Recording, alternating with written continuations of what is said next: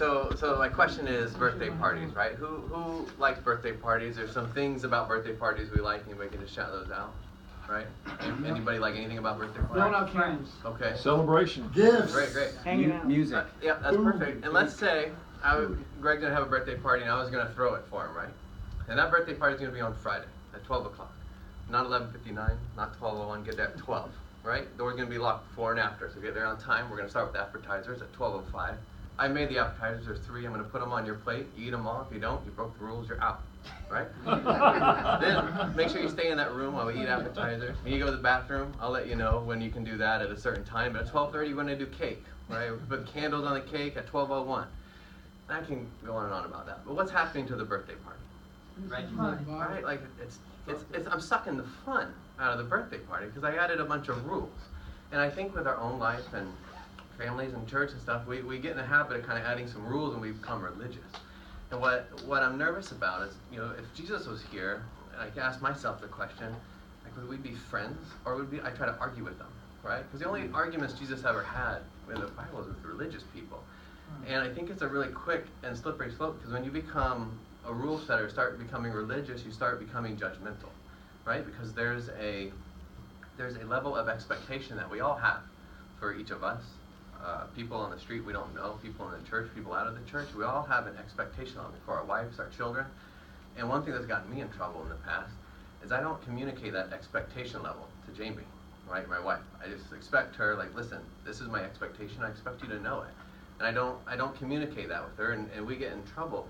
And not just with her, but, give you an example, somebody pulls out in front of me on the street, right? I expect them not to do that, so what do? I get upset. They didn't meet my expectation. I judge them. I pull out a judgment card out of my metaphorical deck, and I say, you're judged, right? I'm going to beep the horn. Get out of the way. Like, where's learn how to drive? But, like, I have this deck of judgment cards ready to go, it seems, at any moment. And what had happened, I started getting angry, right? And I was angry for a long time because that's how I was raised, to follow the rules, don't cross it. Like, oh, you drink under 18, how dare you? I would never do that. Or under 21, whatever the rule is. But, I do that, and it's not that bad anymore, right? Or, oh my gosh, I can't believe we're at a party and there's pot. There's no way I'd ever smoke pot, you sinner, and, well, it's free, so you can't turn up free, right? Like, no.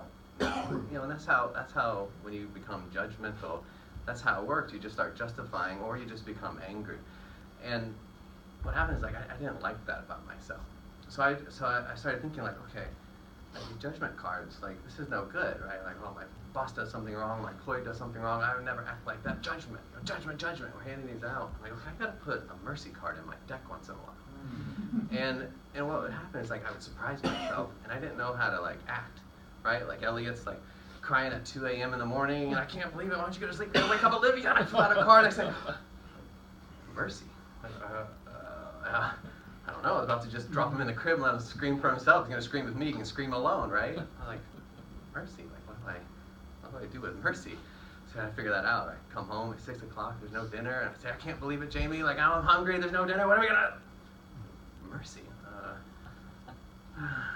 Do we have to eat? Like, maybe we can have a date, like, that's fun, like, that's been a little different, right? And I started liking how I felt when I was merciful to people. And so much so, like, oh man, I just want to stick more of those mercy cards in my deck and get rid of the judgment. And I'm not saying I got it figured out. I asked Jamie for help on this. This is what I've been working on, the last year. Like, I got to be less judgmental, more merciful.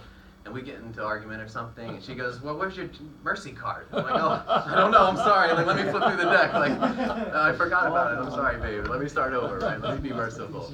And that's what I'm working on, because the scripture that really convicted me was, and Jesus says, I desire mercy, not sacrifice. Go and learn what this means. And I think, men of our household, men of the church, like, we need to go and learn what that means. Like, let's show some mercy, and you guys can start even today when you're critiquing my speech.